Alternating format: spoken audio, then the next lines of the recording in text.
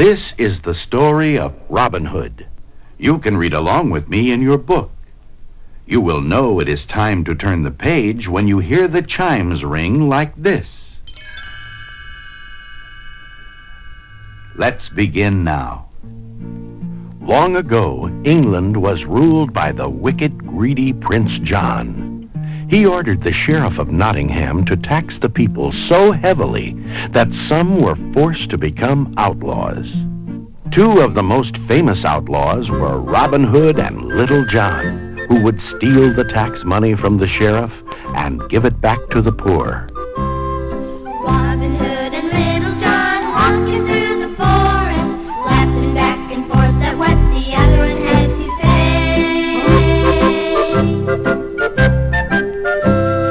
Reminiscing this and that, having such a good time. Hooly lolly, golly, what a day. Never ever thinking there was danger in the water they were drinking, they just guzzled it down.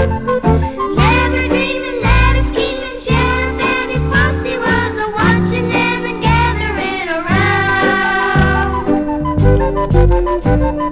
Robin Hood and Little John riding through the forest, jumping fences, dodging trees and trying to get away.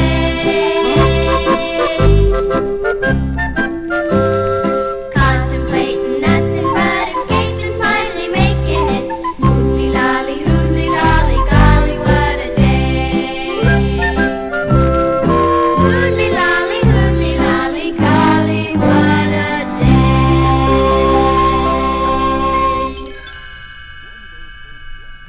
One day, Prince John was traveling by coach to Nottingham to pick up more tax money. He was so busy counting his gold that he didn't notice he was passing through Sherwood Forest, the home of Robin Hood. Nor did he see Little John and Robin Hood watching him from a tree.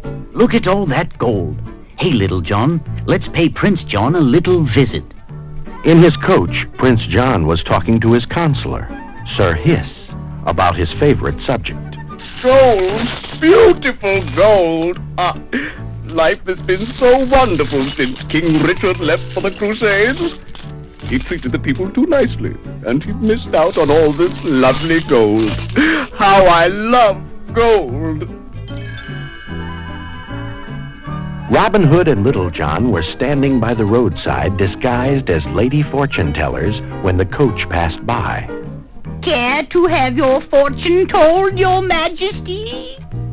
Fortune tellers! How droll. Stop the coach.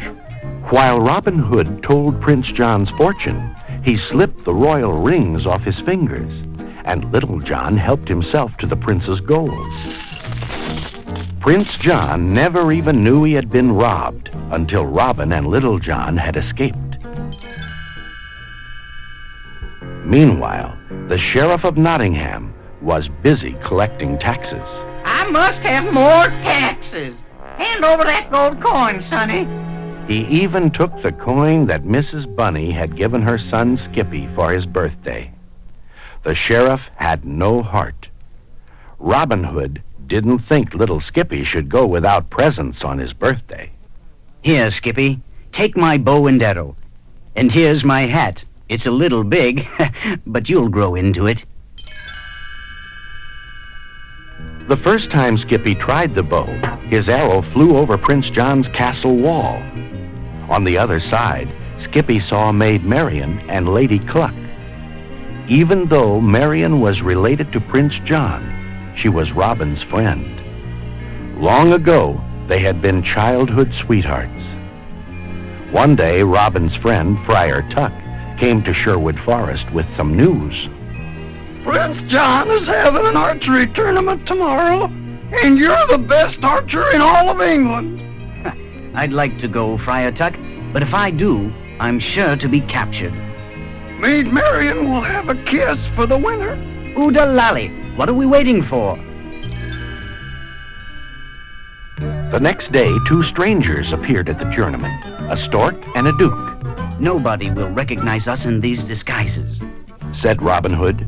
I'll win the tournament and the kiss, but no one will know the winner is Robin Hood. Soon the stork and the sheriff were the only ones left in the contest. And even though the sheriff tried to cheat by having the target moved, the stork made an amazing shot and won. Prince John watched very closely. When Robin came to claim his prize, Prince John was ready. And now I name you the loser. Seize him! I sentence you to sudden, instant, and even immediate death. It looked like the end for Robin Hood, but suddenly Little John grabbed Prince John. "Let my friend go, or else." Once Robin was free, a big fight began. Robin Hood and Little John fought off the guards bravely. Swords clashed, and arrows flew.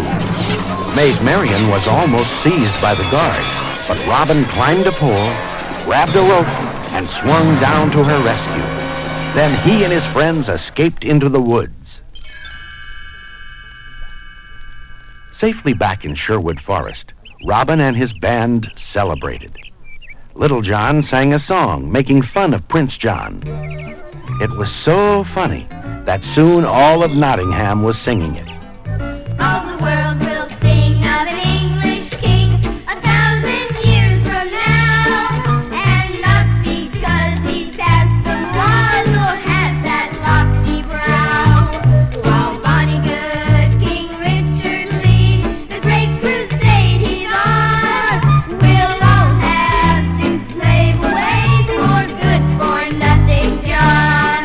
Incredible as he is in act, whenever the history books are kept, they'll call him the Pony King of England. A fox on the Pony King of England. Oh, but Prince John was angry when he heard the song. Double the taxes! Triple the taxes! I'll make them pay! But of course, nobody could pay, and the prisons were full. The sheriff even robbed the church and arrested Friar Tuck for objecting. When Prince John heard Friar Tuck was in jail, he planned a new trap for Robin Hood. We'll hang Friar Tuck in the morning, and when that thief, Robin Hood, comes to the rescue, we'll have him. But Robin Hood was a foxy fellow, and he planned the rescue for that night. He and Little John climbed the high castle wall. Then Robin dressed up like a guard and sneaked up to the sleeping sheriff of Nottingham. Carefully, he stole the jail keys. Here, Little John, take these and open the cell doors. Everyone in the jail was surprised to see a familiar face enter the room. They cried out for joy. Shh! Why, we're breaking out of here. Little John freed everyone. Meanwhile, Robin had climbed up into Prince John's bedroom, where all the gold was kept. Prince John and Sir Hiss were sound asleep. Robin tied the bags of gold to a rope rigged between the bedroom window and the jail. As the gold reached the jail, Little John took the bags off the rope. "Take them and run!" he shouted as he passed the gold to the escaping prisoners. Just then, Prince John awoke. My gold! It's gone! Gone! The courtyard became a jumble of flying arrows, guards, and fleeing prisoners. Trapped in the castle by himself, Robin climbed a high tower to escape the guards. Robin's in the tower. Burn him out. Shouted the sheriff, but Robin escaped by diving into the moat. After him. Shoot him. He's in the boat. All the sheriff's men fired arrows into the water. When Robin's hat bobbed to the surface of the moat, Prince John was overjoyed. He's finished. Done for. Ah, ah, ah. Even Little John thought Robin had drowned. Poor Robin! He never had a chance. Then up popped Robin from under the water. Hey, Little John, I'm all right. I've been breathing through this reed. Soon after Robin's narrow escape, good King Richard came back from the Crusades to take his place on the throne of England. Happiness returned to the land. Robin Hood and Maid Marian were married, and all their friends came to wish them well.